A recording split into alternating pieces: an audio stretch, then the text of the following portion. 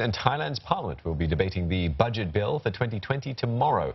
It is the first budget debate under the new elected government of Prime Minister Prayut Chan-o-cha. And for the first time, he will be facing a parliamentary opposition. Saksisa Sambat breaks down the numbers and explains the bigger picture behind it. Normally, the new fiscal year for the Thai government starts in October, but since the new government hasn't been formed until just a few months ago, it is just now that the new budget bill for 2020 is being introduced in Thai parliament. And this year it comes in at a whopping grand total of 3.2 trillion Thai baht, about $106 billion US. And the biggest share of it goes to the so-called central budget, which is the government's contingency fund. It takes up 16% of the budget itself at 518 billion Thai baht, or $17 US itself.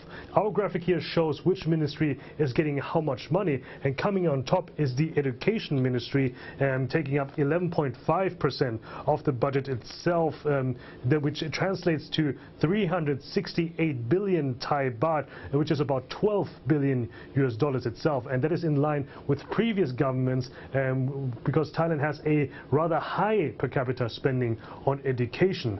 Moving along, the next big part of the budget is safety and security, and both the Interior Ministry and the Defense Ministry take up a lion's share of the budget itself, with a combined total of 586 billion Thai baht and $19 billion itself.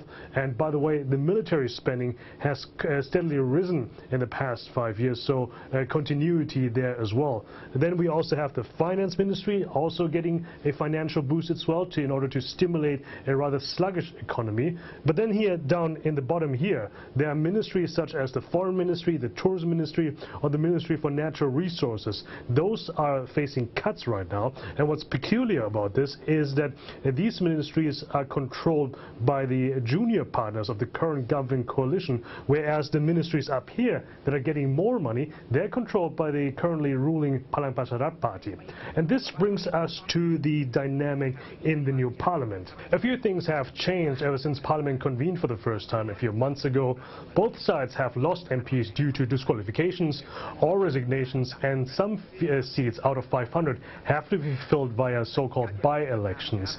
And things look wobbly, quite wobbly for the government coalition as well. They started out with a thin majority of 4 more seats than the other side and 19 political parties in their coalition, but they have lost 2 political parties out of their coalition, and these 2 parties, which means 2 MPs actually, and they have declared themselves as independent. And the consequence here right now is that the government side does not command a majority right now. They are dead on 250 seats at the moment. But that's also why the government coalition is trying to convince people and MPs from the other side of the aisle to vote in favor of the budget bill. And that's why you will hear the word Cobra being thrown around a lot as well at the moment. That's how defectors are being described in Thai politics. In any case, the budget bill has to pass the first reading later this week first, and then 2 more readings in January before it will come into full effect in February next year, which will be half a year later than usual.